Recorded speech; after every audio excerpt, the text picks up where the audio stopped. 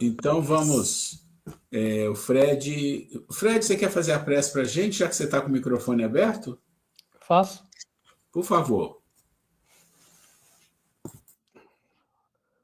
Boa noite, meus queridos irmãos do curso. Que essa seja uma oportunidade de gratidão, de sempre agradecer a Deus, nosso Pai Criador, por esse momento de reencarnação, que nós podemos estar aqui com essa oportunidade muito importante de estudo, de crescimento, de refazimento da nossa caminhada espiritual.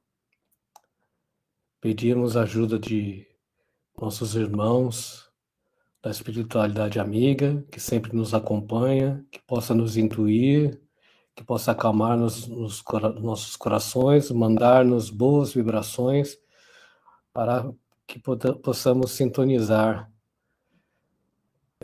todas as informações que vão ser repassadas para nós hoje.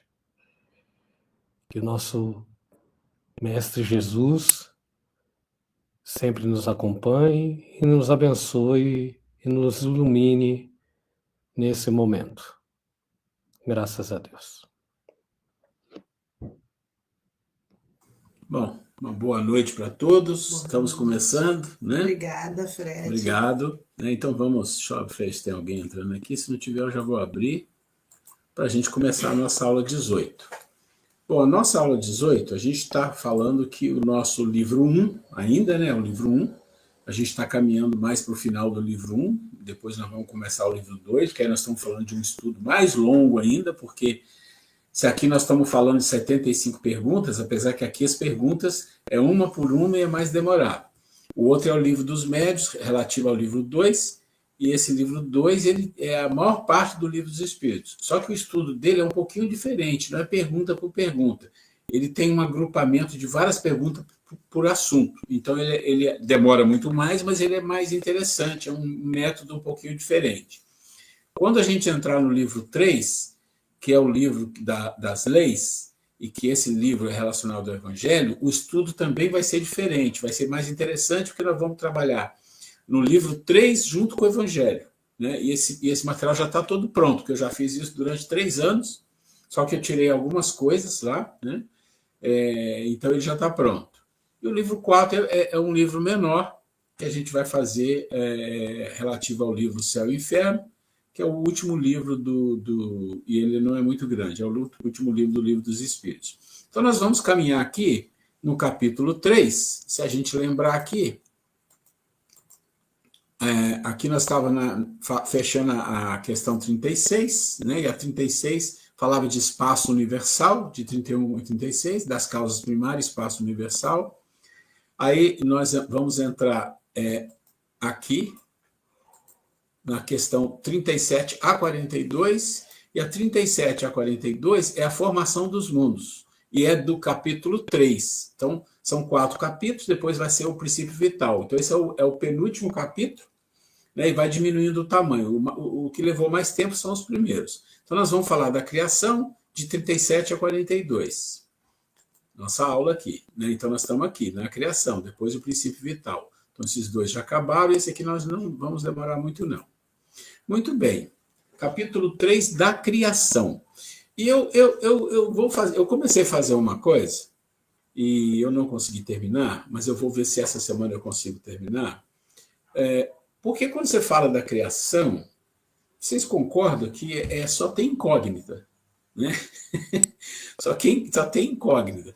O que a gente tem de informação que a gente considera segura existe um Deus que criou o princípio espiritual e material. E daí tudo aconteceu. Mas tem uma sequência nesse tudo aconteceu. E aí não existe muita informação disso, né? Porque não está acessível para nós. Da onde ele tirou? Como foi? Como que ele gerou isso? Essas coisas não existem. Então, existem muitas simbologias, existem coisas que a gente aprende na filosofia que são informações, como nós vamos dizer assim, um pouco racionais, um pouco imaginativa. E eu vou pegar, eu tenho um vídeo que fala de criação, de como começou tudo, eu tenho um vídeo que a maioria de vocês já deve ter visto, mas não tem problema. Eu vou fazer um corte nesse vídeo só dessa parte da criação. A criação do princípio espiritual e do material. Vou fazer um corte e vou mandar para vocês. Por quê? Ele é o que é o correto, certinho? Não, mas ele tem algumas bases interessantes, como efeito não é não estou passando para vocês um vídeo espírita, é um vídeo espiritualista e filosófico, mas ele tem algumas coisas interessantes que a gente pode olhar, analisar e absorver alguma coisa. Eu vou fazer isso essa semana ainda. Bom, então vamos lá. Capítulo 3 da criação.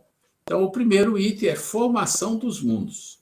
Então, ele ele coloca, né? O universo compreende a infinidade dos mundos que vemos e não vemos. Quer dizer, o que a gente vê não é nada, né? O que a gente não vê que é tudo, é muito, né? Todos os seres animados e inanimados, todos os astros que se movem no espaço e os fluidos que o preenchem. Então, ele está dizendo assim, olha, o universo é isso. É a infinidade de mundo do que a gente vê e que não vê, todos os seres que existem, animados e não inanimados, os astros que se movem e os fluidos que o preenchem. Hoje em dia fala da matéria escura, tudo isso, tudo é o universo, né? Que a gente sabe. Né? Mas aqui eles colocam isso, os espíritos, de uma forma que qualquer coisa que se descubra com um nome diferente, um novo fluido, está tudo aqui dentro, e os fluidos que o preenchem. E a pergunta 37 a 42, vocês vão ver que não é muita coisa. Então começa com a 37. Formação dos mundos. Capítulo 3, item 1. O universo foi criado ou existe de toda a eternidade como Deus? Aqui vocês concordam que já tem uma pegadinha assim para a nossa mente racional, que ela não comporta entender isso? Ora, se Deus é eterno, e se o universo foi criado, ou desde a eternidade ele sempre criou, o universo também é eterno, mas como ele não pode ser eterno, ele tem que ter um ponto de partida, porque Deus criou. Olha como que a cabeça gira e não acha uma saída. Então ele vai e responde, ele não pode ter sido feito por si mesmo. Pronto, então Deus é que fez, Deus criou. Né? Mas quando a gente fala Deus criou, a gente pensa, Deus criou o sol, criou as estrelas. Não, não é assim. Ele cria os princípios e a lei. Né? É como você pegar uma panela de água e colocar no fogo, ligar o fogo e ela esquenta. Então, você pegou a panela de água. Quando você pôs no fogo, existe uma lei. Você pôs para aquecer. E a lei diz que em algum momento vai chegar num determinado grau, ele vai ferver, vai evaporar. Isso é lei. A lei faz isso acontecer. Diante das coisas que você colocou, dos ingredientes que você colocou. Então, Deus colocou os ingredientes, né? O princípio espiritual, o princípio material e mais alguns outros que a gente vai falar. E esses ingredientes e as leis. Daí, esses ingredientes vão se combinar, vão se formar, vão se encontrar, e as leis vão funcionar, e as coisas vão se transformando. Né? Se existisse de toda a eternidade como Deus, não poderia ser obra de Deus. A resposta é muito básica e simples. Mas, de novo, coloca a gente numa situação complicada, porque diz assim, tá bom. Então, isso quer dizer que o universo tem um início. Tem mesmo, tem um início. Mas se tem um início, e antes do início? O que tinha? Né? Para e pensa. Você pode falar assim, não, mas espera aí, é quase eterno. Mas não existe quase eterno. Porque em qualquer momento que você colocar no passado, de trilhões, bilhões, o que for lá atrás, a criação do universo, você sempre vai ter um Deus que é eterno, que já era todo-poderoso, tudo. E antes disso, como é que era? Pronto, a gente não sabe. A gente não tem esse conhecimento. Vocês veem que a nossa mente ela é até capaz de conjecturar, mas ela se trava. A gente trava. Então, esse é o máximo que a gente pode saber. Olha, o universo não pode ser eterno porque ele foi criado. Então, Deus que é eterno criou. Aí, se você falar, mas pera, e aí, né? Mas se antes de criar o universo, ele fazia o quê? Entendeu? Como que a coisa enrosca na nossa mente? A razão, eu já falei isso, a razão é uma coisa maravilhosa que foi nos incorporada, né? Quando nos tornamos seres humanos ou proto-humanos, lá no Sapiens, o antes do Sapiens, o Habilis, o Australopithecus, e você vai, 1 milhão, 2 milhões, 3 milhões de anos atrás. E ela tem uma capacidade imensa, principalmente de traçar um norte, traçar um divisor de águas entre o animal irracional e o homem, o racional. Isso faz uma diferença monstruosa. E a gente aposta na razão desde que a gente existe. Né? A gente aposta na razão. Só que a gente não usa ainda a razão em toda a sua potência. Olha que coisa incrível. Tem centenas e milhares de anos que o homem vem, né, nascendo, aprendendo. A gente não usa a razão na nossa potência, nós somos seres ainda precários em uso da razão, nas ferramentas que a razão tem. Mas mesmo a razão, com toda a potência que ela tem, com todas as ferramentas que ela tem, não nos dá condição de entender coisas de nível espiritual mais elevado. Não está dentro da nossa capacidade. E nem adianta gastar energia, porque não vai saber devido ao nosso nível espiritual. E aqui tem um comentário de Kardec. A razão nos diz que o universo não poderia fazer-se por si mesmo, e que não podendo ser obra do acaso, deve ser obra de Deus. Então ele está só corroborando o que está ali com outras palavras. Tá? E, de novo, quem quiser interromper, perguntar, falar, por favor, fique à vontade. Aqui, eu tinha arrumado isso, mas ficou engripado aqui, mas depois eu vou ajeitar isso aqui. Comentários do Miramês, né? Livro da Filosofia, da pergunta que nós lemos agora, que é a 37, falando da formação, né, dos mundos e da criação do universo. O termo Deus e a partida para todos os assuntos, então, olha só, ele já entrou falando mais ou menos aquilo que eu disse, parte daí. Então, o termo Deus e a partida para todos os assuntos é a gênese de todo existir. E o universo é o seu trabalho, é o seu corpo ciclópico, que fala para todos nós mais de perto da grandeza do Criador. Bom, está usando umas palavras de filósofo, mas ele está dizendo a mesma coisa. Está dizendo assim, olha, o todo existir começou com a criação do universo, através de Deus. Então está ali. A própria ciência já não pode andar mais sem a convicção da existência de uma força superior que conduz e sustenta todos, na maior expressão que se pode ser. Bom, isso aqui o Miramês, ele escreveu esse livro, não sei se tem uns 50, 60 anos, eu vou até verificar isso, eu acho que eu já vi, me esqueci, mas eu vou depois, quando eu coloco esse vídeo no ar, eu sempre coloco uma errata ou uma observação com essa data certa, quando ele escreveu o livro da filosofia espírita, que é usado para fazer essas explicações. Mas quando você olha para essa questão que ele fala aqui, a própria ciência não pode andar mais sem a convicção, a gente tem que olhar dois lados. Existem aquela parte da ciência que é extremamente cética e é muito radical, e aí deixa escapar um monte de coisa. Assim como o espiritualista, se ele for muito radical, ele vai deixar escapar muitas coisas que a ciência tem de boa. Então, essa é uma questão que tem que ter cuidado. Né? Então, eu vejo alguns cientistas, eu vejo eles falar umas abobrinhas tão grandes, porque eles são muito radicais. Se a pessoa não entender que ele tem que abrir espaço para a filosofia, para a espiritualidade, para entender a vida, não que ele vai ser espiritualista ou ter religião, não é isso, mas para ele entender mais a vida, ele vai ficar murado no seu entendimento restrito. Né? Então, a ciência, ela vive um momento desse. Você tem muitos cientistas que são espiritualistas, que se abrem para esse entendimento, tem aqueles que estão no meio do caminho, que são grandes cientistas, e que até aceitam que tem que haver uma discussão, e tem aqueles que são radicais. Tem de tudo. Mas uma coisa é fato. A ciência vem observando, através da própria ciência, que muitas coisas que ela diz. Né? É igual aquela música do Raul Seixas, né?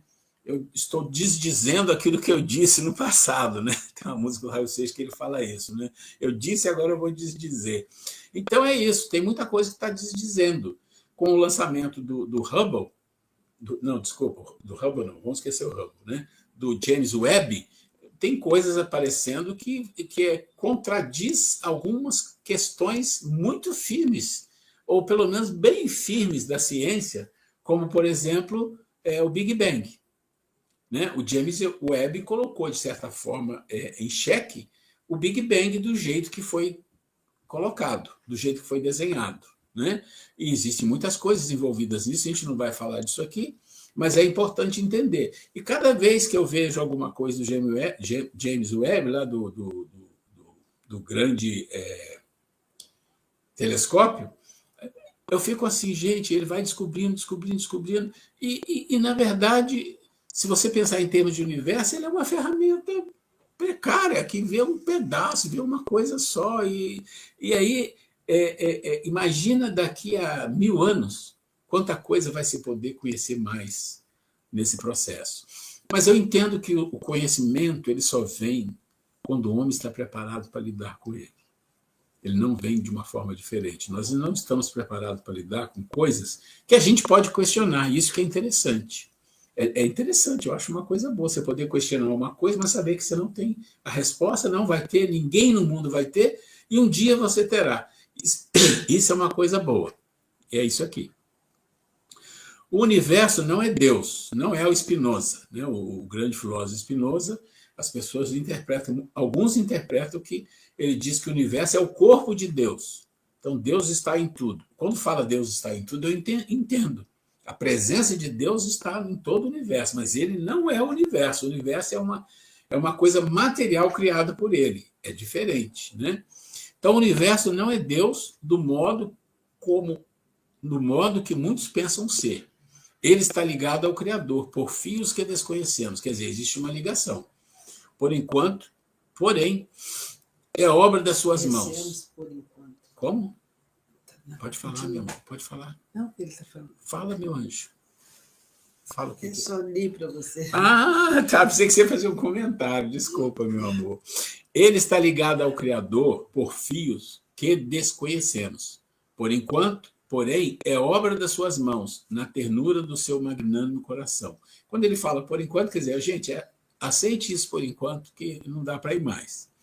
A mente do homem é insignificante em comparação com a mente divina. Bom, isso aqui a gente aceita facinho, né? Mas pode tornar-se gigante se ela for obediente aos preceitos organizados pela fonte criadora. O que ele está dizendo? Vai se tornar gigante quando você seguir as leis. Porque você vai se iluminar, vai se tornar um espírito, né, de luz, um espírito puro. Comentário de Miramês. É o próximo, desculpa. Que ele já foi, que ele duplicou. Eu não sei, eu tinha corrigido isso, mas ficou alguma coisa para corrigir. Como criou Deus o universo? Como? Né? Para me servir de uma expressão corrente, direi, pela sua vontade. Nada caracteriza melhor essa vontade onipotente do que essas belas palavras da Gênesis. Deus disse, faça-se a luz, e a luz foi feita. Ou seja, olha, não tem como dizer para vocês como. Faça-se a luz, e a luz foi feita. E nesse vídeo que eu falei que eu vou mandar para vocês, lá tem uma história, é uma simbologia da criação, do princípio espiritual e do princípio material. Né? Deus criando. Algumas pessoas já viram esse vídeo, mas eu vou fazer um corte para não ficar uma coisa muito longa e passar para todo mundo que está nesse curso, para a pessoa não falar, é espírita, é isso aqui. Não é isso que eu estou falando. Ela está dando eco. Tem alguém com vídeo com o microfone aberto? Se tiver, dá eco. Fala assim dos outros também, tá? Todos os microfones têm que estar fechados. Está dando eco em todos. Está dando eco no seu, Fred? Não. Então, Laninha, está fechado o seu microfone agora, provavelmente, vê se está dando eco. Se não tivesse, avisa. O meu estava fechado, agora eu abri só para falar. Tá, e está dando eco ainda?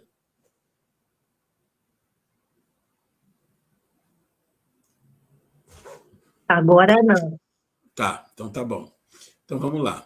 Então, como eu estava dizendo, eu vou... e se a pessoa tiver com dificuldade na transmissão, gente, pode parar, avisar ou mandar o WhatsApp, a Grace está ligada aqui direto no WhatsApp, não tem problema nenhum. Então, esse processo da criação, ele tem um movimento simbólico, que não é um movimento criado, como chama que as pessoas falam, tirou debaixo do braço, não é.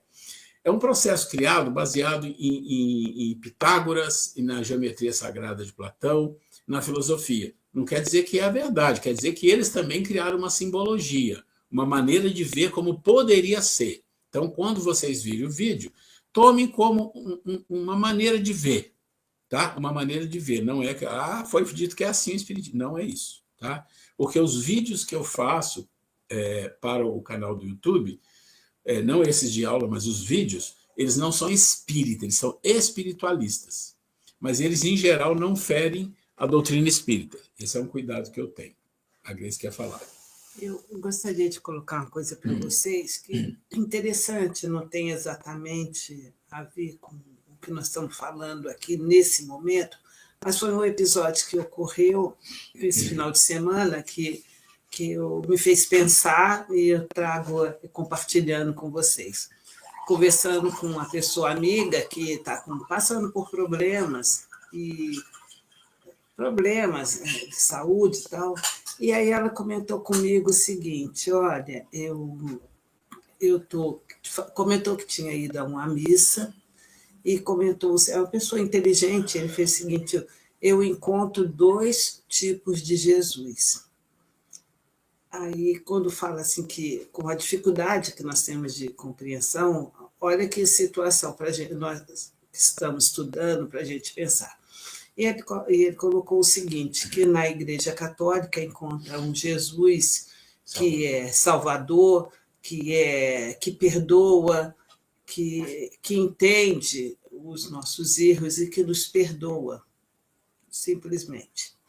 E que já no Espiritismo, que ele, entendendo que o Jesus deveria ser o mesmo, mas encontra um Jesus que não é assim tão assim que perdoa e ponto final, que faz com que a gente, que no Espiritismo faz com que a gente tenha ao meu ver, eu chamo responsabilidade de pensar, olha, é claro, vou ser perdoado, inclusive se eu errei, posso ser perdoado por aquela pessoa que me perdoou, mas diante de Deus, de Jesus, diante de mim mesmo, da minha consciência, eu tenho que, de alguma forma, reparar. Aí, no Espiritismo explica por que, muitas vezes, das nossas dores, né? Porque coisas que nós não entendemos que nós estamos passando, se não encontramos, que muitas das vezes a gente encontra a resposta nessa vida ainda, nessa mesma vida, a gente encontra, olha, se eu não tivesse feito tal ação, tivesse feito essa, talvez não tivesse passando por essa dor, esse problema que passa na atualidade. Mas quando a gente não encontra resposta nessa mesma vida, o Espiritismo vem nos consolando que provavelmente, certamente, nós devemos, de alguma forma, em outra encarnação, e essa é a oportunidade de nós reencarnarmos, né? e termos aprendizado e repararmos essas dificuldades que tivemos em outra vida. Então, aí voltando ao assunto, então a pessoa me falou, olha, eu não estou assim confortável com Jesus que eu encontro no Espiritismo. Aí eu estou trazendo para vocês, falando que... Aí eu falei, pensando o seguinte, gente, o Espiritismo é isso. Não é que é um Jesus diferente, um Jesus no catolicismo, um Jesus que perdoa, que é salvador, e no Espiritismo é um Jesus que não é exatamente ele que cobra, mas que nos leva até essa cobrança, né? Então, eu fico ainda mais com essa ideia que nós, se nós tivermos que as nossas dores, nossos problemas, nossas dificuldades que nós temos na vida atual, é proveniente a nossa vida agora é continuação do que nós fomos ontem. Então, nós estamos, de alguma forma, temos que reparar. Para mim, isso é consolador, porque senão eu iria pensar, poxa, é como essa pessoa estava pensando, que estava sendo castigada. Está sendo castigada porque vai cobrar a consciência, por que eu estou passando isso? Então, foi algo que eu devo, né? E por isso estou passando. Então, a pessoa se sente torturada por isso. Então, eu penso que, trazendo para nós refletirmos, que ao invés da gente se sentir torturado, nós devemos agradecer. Hoje mesmo eu vi o Divaldo falando isso, que devemos agradecer tudo, as coisas boas, as coisas negativas, dificuldades, porque tudo é aprendizado, né? Então, que fique para nós, diante quando tivermos problemas, dificuldade, aquelas coisas que nós não entendemos o porquê, que nós lembremos, né, que algo tem, existe para que nós podamos, que justifique nós estarmos passando problemas, né? E que nunca nós seremos injustiçados, né? Nunca. Então, eu deixo para essa reflexão para nós pensarmos nisso, né? Que tipo de Jesus que nós encontramos no Espiritismo e se essa ideia que eu coloquei faz sentido. Não é que é Jesus, que é Deus que nos condena, que nos chama, fica martelando ali na nossa consciência. Somos nós mesmos, né, que precisamos compreender. Se algo acontece conosco, alguma coisa existe aí por trás que nós precisamos reparar, né? Ok. Então, nós estamos falando da criação. A Gleice colocou um hiato aqui, e que é importante, mas a gente que é espírita há algum tempo, a gente entende bem. Não é questão do Jesus, é questão da interpretação das pessoas, né? A igreja tem uma interpretação, o espiritismo tem outra, tudo baseado no evangelho, e com o conhecimento que o espiritismo tem além das religiões de reencarnação, mundo espiritual, a interpretação passa a ficar mais simples, né? E não que eu esteja falando que o espiritismo é melhor, tanto que eu falei, olha, se te faz bem esse encontro com Jesus na Igreja Católica, seja um bom católico, né? Seja, vai praticar essa fé, que religião boa é aquela que nos eleva, né? Isso. Bom, vamos lá. Então, já que fez o hiato, né, ficou aí a reflexão, vamos voltar para o assunto aqui.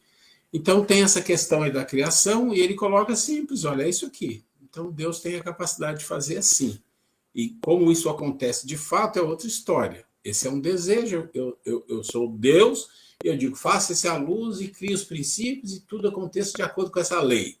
E as leis, eu não preciso nem ficar fiscalizando. Cada um vai ter na sua consciência a lei e vai descobrir como que se faz, como não faz. Enquanto não descobrir, ele vai ter que aprender. Pronto, sai todo mundo, sai todo mundo pelo mundo afora e as coisas vão se dar, né? Então, é uma coisa mais simples de compreender assim, né? Se a gente não tem uma exigência muito grande, porque a exigência vai esbarrar em capacidade, né?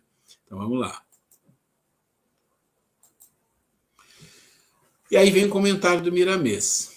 O princípio da criação perde-se na noite da eternidade. Pronto. Então, não tem informação. Os sentidos humanos, senão os espirituais, não alcançam as respostas que as coisas podem dar. Pelo estado de desintegração, por lhes faltarem as qualidades no registro mais profundo, da essência mais sutil, de tudo que gravou desde o amanhecer da vida. As coisas, desde os átomos até os acúmulos de galáxia, desfazem-se pela vontade divina, em uma ação contínua, sem que haja princípio nem fim nas deliberações humanas. Então, é o que ele falou. Desde o início de tudo, e tudo que acontece, toda transformação, destruição, né, como diz Shiva, né, o Deus da destruição, o Deus da criação. Então, assim, tudo isso tem leis e simplesmente acontece, e não tem erro. É o que tem que acontecer, né? Dentro dos homens escondem-se poderes sobremodo grandiosos, dependendo de determinado desenvolvimento, que se processa pelas mãos do tempo e do esforço próprio para a aquisição do amor. Pronto, aqui tem já uma colocação muito boa para nós. Isso é um convite, isso aqui é colocar a nossa, como a gente tem competência dentro de nós, né? Você tem poderes grandiosos, mas depende de desenvolvimento, né? É o que a gente falou, acabei de falar, né? Então, olha, vocês estão na lei, está na consciência, agora vocês vão aprendendo que vocês vão chegar lá. E é exatamente isso. Depende do desenvolvimento. E aí você vai chegar no nível maior, que é o amor, que é a grande lei, né, que coordena tudo. Se o universo for formado conforme o entendimento humano pelo amor, o nosso maior dever é procurar estudar esse amor, nas linhas da sua pureza, para que comecemos, se não criar, ao menos ajudar na criação do bem na Terra. Né? Ou seja, no nível espiritual que nós estamos, nós não temos capacidade de absorver esse nível de amor, de criar, né, de Jesus e tudo mais, não. Mas nós temos condição de chegar a um nível de amor que é a solidariedade, é a fraternidade, é fazer a Terra um lugar melhor para a gente morar, viver e se relacionar.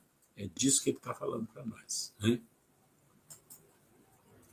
Aqui é o item 39 e continua, né? Formação dos mundos.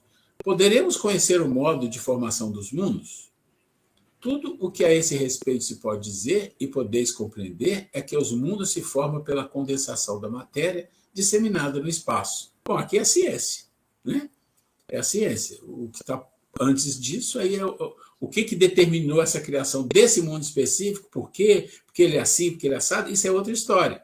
Se tem um lado espiritual por trás aí que a gente não tem capacidade de compreender. Mas a formação do mundo físico não é nada tão complicado. Né? Se você pegar a formação da Terra, claro que tem questões lá que são de data, de exatamente por que foi, que não tem muita certeza, mas, no geral, tem uma certa compreensão da formação dos mundos, as próprias ciências. Né? E aí vai falar na Gênesis. Se vocês forem na Gênesis, capítulo 6, uranografia geral, os sóis e os planetas. Interessante que assim que eu entrei no Espiritismo, eu tinha 17, 18 anos, o primeiro livro que eu comprei foi a Gênesis. Eu adoro essas coisas, né? E fui ler esse capítulo aqui, meu Deus do céu, não sei se é Galileu ou Newton, acho que é o Galileu, né? Sucedeu que, num ponto do universo, perdido entre as miríades de mundos, a matéria cósmica se condensou sob a forma de imensa nebulosa, animada esta das leis universais que regem a matéria. Novas forças surgiram em consequência desse movimento de rotação. A força centrípeta e a força centrífuga, a primeira tendendo a reunir todas as partes do centro, tendendo a segunda a afastá-la dele.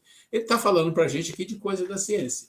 E se você pegar na condensação de uma nebulosa, você vai entender que esses processos dependem de quê? Depende do calor, do frio, da temperatura que ali tem. A própria formação dentro de uma nebulosa, a formação de sistema solar, depende de quê? De condensação, de calor, de tudo isso, né, que vai ter. E por que isso acontece em um determinado ponto da nebulosa? Porque existe um plano para isso acontecer. Não é assim, aleatório, não tem nada aleatório. Né? Cada um desses mundos, revestido como um mundo primitivo, das forças naturais que presidem a criação dos universos, gerará sucessivamente novos globos que desde então lhe gravitarão em torno. Como ele, juntamente com seus irmãos, gravita em torno do foco que lhes deu a existência e vida. A Terra, doravante escrita no livro da vida, berço de criaturas cuja fraqueza as asas da divina providência protege, nova corda colocada na harpa infinita e que, no lugar que ocupa, tem de vibrar no concerto universal dos mundos. Gente, olha que coisa bonita, né?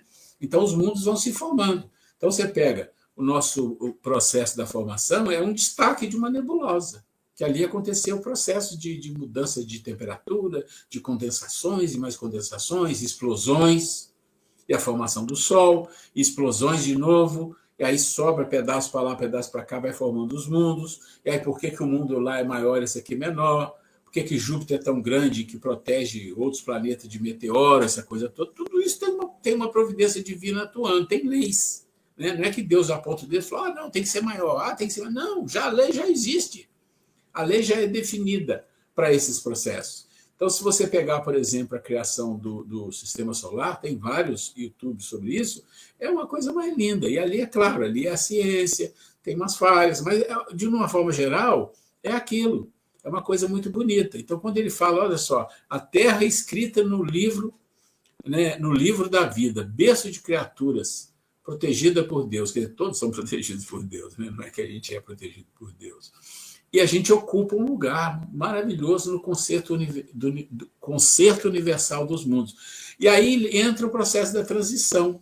Porque se você pensar Existem muitos livros que a gente lê que eles falam que tem os outros planetas que já estão num nível maior um pouco do que a expiação e provas, estão todos ali trabalhando, ajudando, que eles esperam a Terra entrar no mundo de regeneração, porque faz muita diferença. Ela passa a fazer parte de um grupo de mundos diferenciado, coisa que, como expiação e prova primitivo, não faz.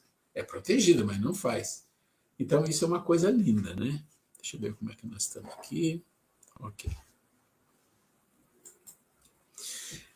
É tamanho o interesse dos homens de ciência em saber quando se deu a formação da Terra e de outros mundos, que bailam no espaço cósmico, que lutam com todas as possibilidades que possuem através da matemática científica, da astronomia, do raciocínio ilustrado, da mais profunda lógica humana.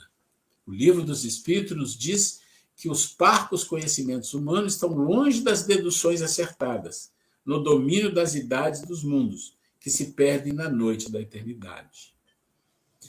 Esses dias eu vi uma coisa que eu achei tão interessante, que ele mostra, eu até depois falei, nossa, eu preciso printar isso aqui, porque isso aqui, não eu tenho que saber isso, eu tenho que saber que existe. Tem uma tabela grande, que são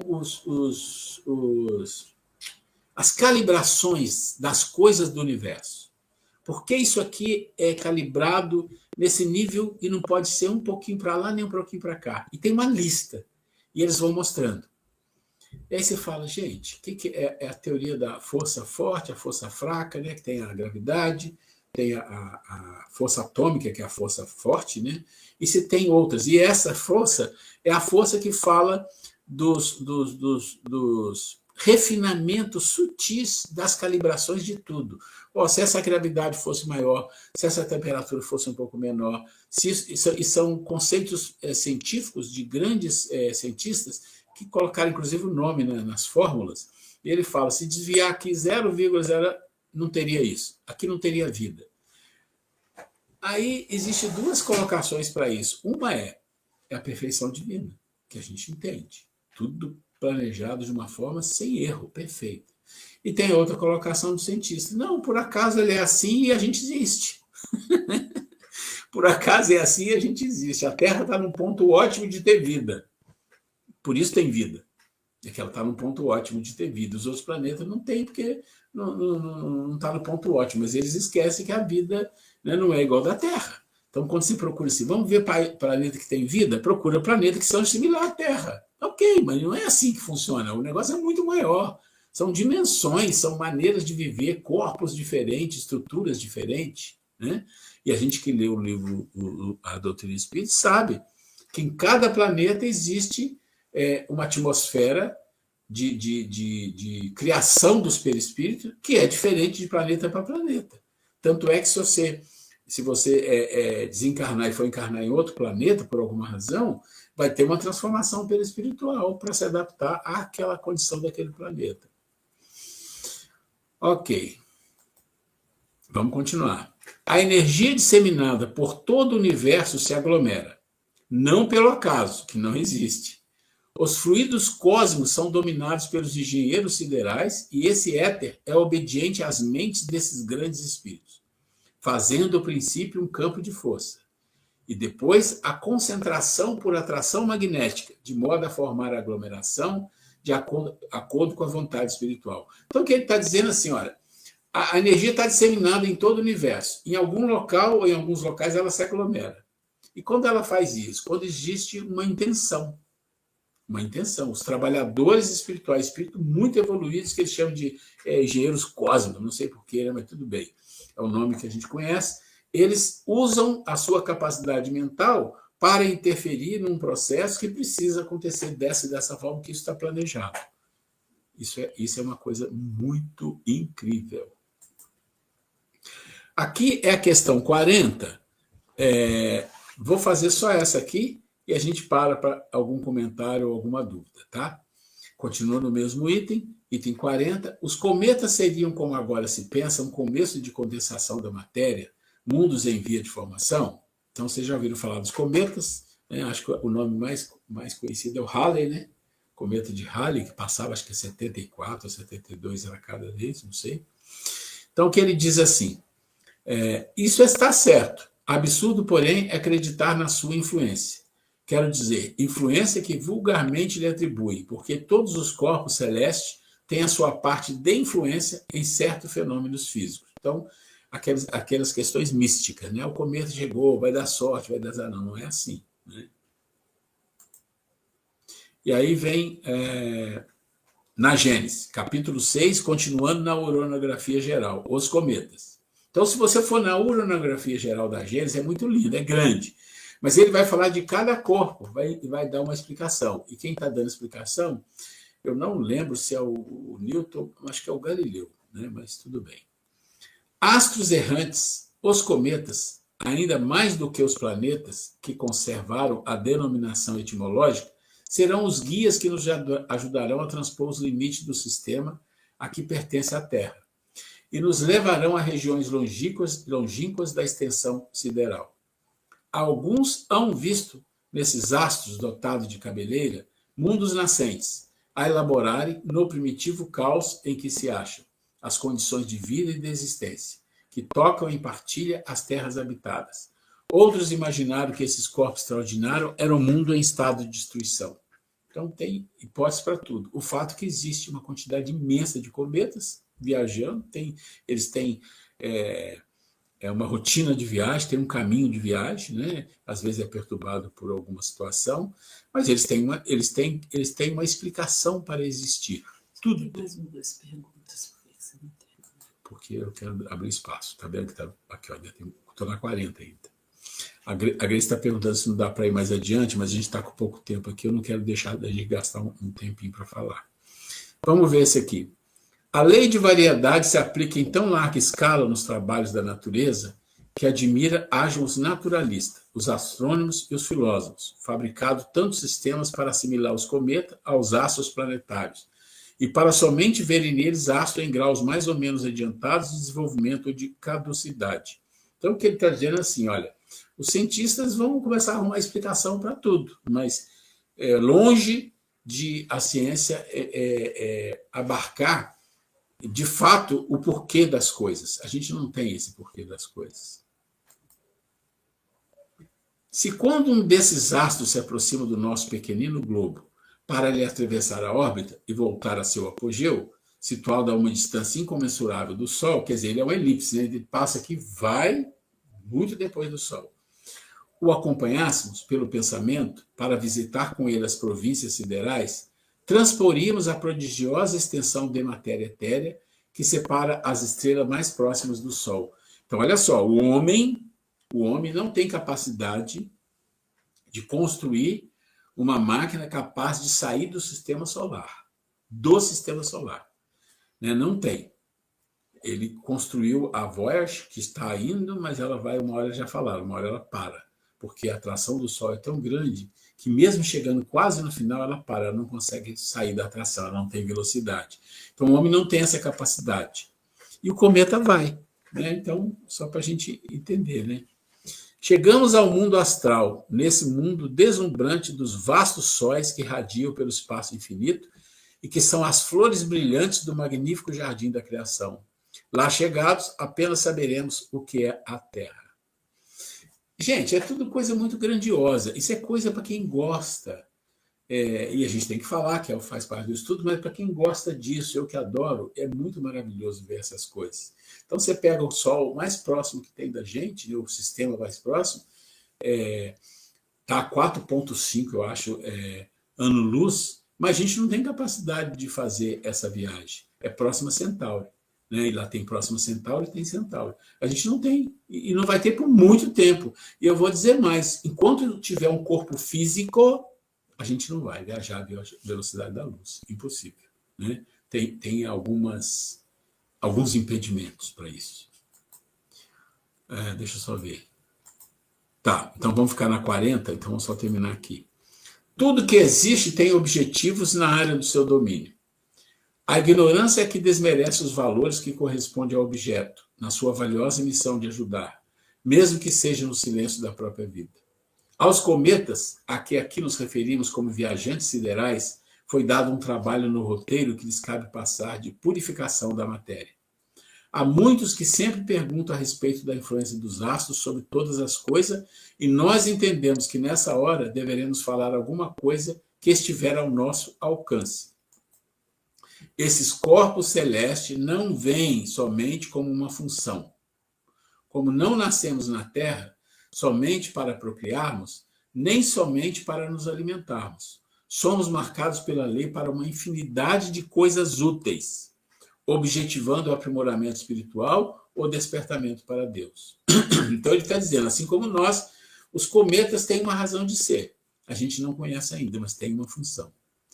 Eu não vou seguir mais, não, porque o tempo já está no final, mas eu vou dizer o seguinte, se alguém tem pergunta, deixa eu sair daqui, deixa eu ver aqui. Oh, chegou mais gente aqui, ó, Roberto, a Sheila, a Letícia, pronto, acrescentei todo mundo aqui. Se alguém tem pergunta, dúvida, pode falar, pode abrir o microfone e falar. Eu tenho uma pergunta. Por favor.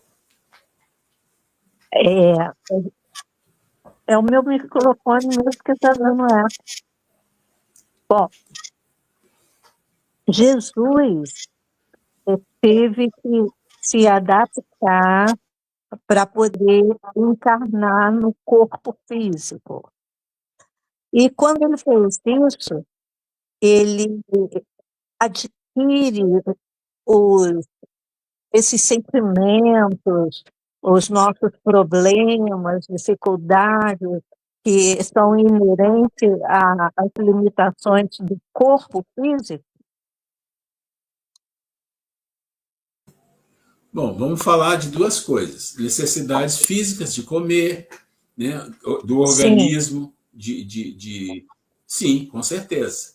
Né, isso com certeza. Mas as questões psíquicas, emocionais, tudo isso não. Porque isso é herança do passado. E Jesus não tem herança de passado nesse nível que nós temos. Já é um espírito que há 4 bilhões e meio de anos já era um espírito iluminado. Então ele já passou por tudo isso. A dificuldade maior aí é exatamente encarnar num corpo físico. Porque a limitação de um corpo físico para um espírito iluminado é muito difícil. E a gente tem muitas histórias sobre isso, aí a gente nunca sabe qual que é mais certa ou mais errada, mas tem muitas histórias que nos diz que ele precisou de descer vários níveis, em séculos, tem uns que diz milênio, para ele poder encarnar nesse corpo. E realmente, encarnando nesse corpo, ele teve algumas dificuldades em lidar com isso, porque é uma coisa difícil esse corpo físico nosso, né? Limitante, muito limitante. E com toda essa limitação, ele veio para fazer o que veio fazer e fez, né? Mas, assim, essa questão ele tinha, mas as questões que mais críticas, que são as questões mentais, não, nenhum problema com isso, de jeito nenhum. Tudo certo aí ou tem mais dúvida?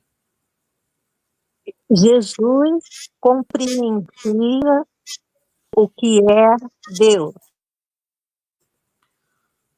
Jesus sempre colocou que ele e Deus estavam juntos a nível de comunicação. Tá? A gente não pode afirmar assim, no nível de Jesus ele via Deus. Não, eu acho que não existe essa questão de ver Deus. Porque se você pensar que Jesus e nós somos criaturas, Deus é o Criador. De Deus. Deus como Criador está num nível, vamos falar assim, num nível dimensional diferente das criaturas, apesar dele estar atuando. Então eu não acho que os seres criados verão fisicamente, porque existe muita ideia de vai ver a Deus porque é iluminado. Mas por que ver? Não tem nem visão, não é assim. A gente não tem como dizer como é a relação de um espírito puro com Deus no nível de perceber, de ver. Não, acho que não tem isso. A relação é de obediência, de amor, de vibração. É uma relação de vibração, porque não tem mais corpo físico, né? Imagino que Deus nem se fala. Ok. Tá bom, Grace? Diante dessa sua fala aí, Daninha, e a gente vê o quanto que o Espiritismo assim, acrescenta coisas na nossa vida, né? Que dá a oportunidade da gente estudar, de ir um pouco além, de procurar ter um pouco, abrir a nossa mente para coisas maiores, né? Que acontecem na vida, que faz que é tão, eu fico tão assim encantada de ver, né? De quando a gente vai estudando, que percebe a grandiosidade do nosso universo e agora de multiversos até, né? Cada vez que a ciência descobre algo, né? E o Espiritismo vem respaldando, vem falando há quanto tempo para nós sobre isso. Então, nós temos que ser muito gratos por termos essa oportunidade, né? De não só nos prendermos somente àquela parte mais religiosa, que é importantíssimo, que, aliás, é o Evangelho, que é tudo, né, que nos eleva como ser humano e nessa nossa, nesse lado moral também nos auxilia muito, né? Mas essa parte científica, essa parte de conhecimento que todos nós teremos que ter, o Espiritismo nos oferta essa oportunidade, né? Então é muito interessante. Nós temos que ser gratos por termos essa oportunidade de estarmos aqui e observar a beleza que é o nosso mundo, né? E tudo que tem aí a mais, né? Pelo universo, pelos multiversos que nós não temos nem condição ainda de conceber, né? Mas que a gente sabe que existe. As pessoas que chegaram depois, eu tentei aqui colocar, eu não consegui colocar todo mundo, tem um limite, mas pode fazer pergunta aqui no comentário. Eu imagino que todo mundo está ouvindo. Se alguém não estiver ouvindo, avise no comentários aqui escrito ou avise no WhatsApp, por favor. Mas se tiver pergunta, pode colocar aqui no comentários. Eu não consegui adicionar todo mundo. Alguém mais tem alguma coisa para colocar? Uma visão, uma contribuição, uma pergunta? Maurício, por favor. Então, você sabe que eu gosto também o primeiro livro que eu li foi a Gênesis. E eu estudo um pouco sobre a criação do mundo, mas não é assim que mais me chama atenção dentro do Espiritismo, sabe? Eu passo por ele como um estudo obrigatório, mas não é aquilo que me encanta. Eu acho os teus vídeos, quando você coloca a criação do mundo, que você colocou lá no YouTube, eu assisti todos mais de 2 vezes. Achei muitíssimo interessante, mas pela explanação tua, pelo palavreado simples. Hoje, a conversa do milanês comigo não casa. Eu acho muito difícil e complexo. Uma coisa que está... Eu não vejo até onde isso pode influenciar na espiritualidade, como viver em Júpiter, sobre os sóis. Eu não vejo assim uma ligação muito forte, sabe? Não é o meu assunto favorito.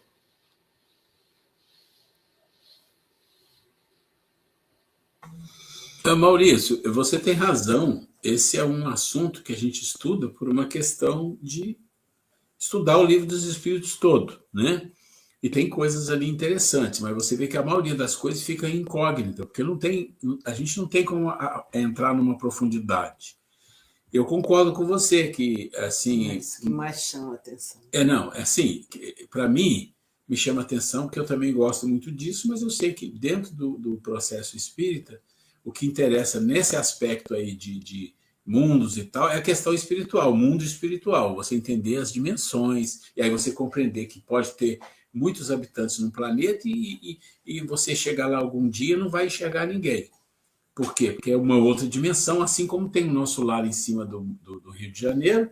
E como assim? Né? Então a gente não tem... as pessoas não têm como compreender esse tipo de coisa. Né? Isso não importa. Mas e aí, gente? Mais alguém quer colocar alguma coisa? Então, hoje no livro que eu estou lendo, eles falam sobre esse encarnar na Terra ou em outros planetas, dependendo do grau inferior ou superior, que é mais raro você reencarnar num superior, que você determina a tua evolução dentro desse plano que fica logo acima aqui da Terra, aqui como é que chama? No nosso Regeneração. Nessas Vitoriosos, felizes. Mas existe essa possibilidade de você encarnar como o pessoal que veio lá de Carneiros, de Capela, e veio para cá. Alguns até retornaram para lá, mas outros ou continuam na Terra ou ainda foram para planetas inferiores a esse. Né? E tem uns que estão esperando o Messias até hoje. Mas, assim, o Kardec, ele fala, em algum livro dele, que eu não lembro qual, também, ele fala assim que os habitantes do planeta de expiação e prova são exóticos. Aí você fala, exóticos? Mas exótico no outro sentido. É que o tempo de vida de um planeta de expiação e provas, entre primitivo e final de expiação e provas, para chegar de regeneração, é um período muito curto para as pessoas conseguirem sair de primitivo e chegar à regeneração. Então, o que acontece? Eles ficam fazendo intercâmbio em vários planetas. Vai para um outro de expiação e prova, vem para cá, vai para lá. Existe um movimento muito grande, porque o tempo não é muito suficiente para isso. Isso já é um processo, provavelmente, já planejado pelo plano espiritual. Né? Gente, quem mais?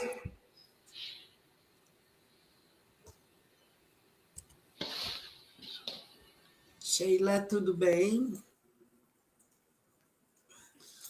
Bom, tudo bem, Zarinha. A gente está chegando aqui no final. Agradeço imensamente a presença de vocês.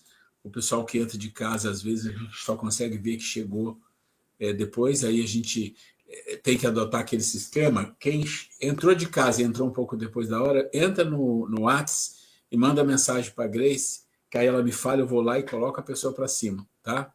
Está chegando no fim, a gente vai fazer a nossa prece para encerrar. Agradeço imensamente a paciência de vocês. Vamos com calma, que esse assunto é um assunto que faz parte, né? É aquela história assim, é um assunto importante, que faz parte, e às vezes é um pouco enfadonho, a gente tenta dar uma melhorada nele, mas não é fácil. Daqui a pouco a gente entra no livro 2, aí fica tudo, como diz o outro, mais deglutível. Né? Mas o bom de pensar é que no nosso processo de evolução, mais cedo ou mais tarde, nós vamos ter que entender isso tudo. Que bom que nós estamos tendo a oportunidade de pelo menos para começar, né? Pelos primeiros passos. É isso. Você faz. Então, vou fazer a prece, gente, agradecendo imensamente a oportunidade, essa bênção de estarmos aqui reunidos juntos, que nós possamos sempre estar confiantes no aprendizado, buscando, Senhor, através da doutrina espírita, força para transformar a nossa vida para o bem, e que esse planeta receba a tua misericórdia nesses momentos de dificuldade que passamos. Graças a Deus. Muito Boa bom, noite, queridos. Meus queridos amigos. Até semana que vem. E não fiquem assustados, não. Esse assunto é meio assim, mas é bom. É bom. A gente precisa ter conhecimento. É bom a gente, né? Fiquem com Deus. Fiquem um beijo com Deus. a todos. Tô fechando Tchau, boa noite. Boa noite a todos. Até semana que vem. Estou fechando aqui.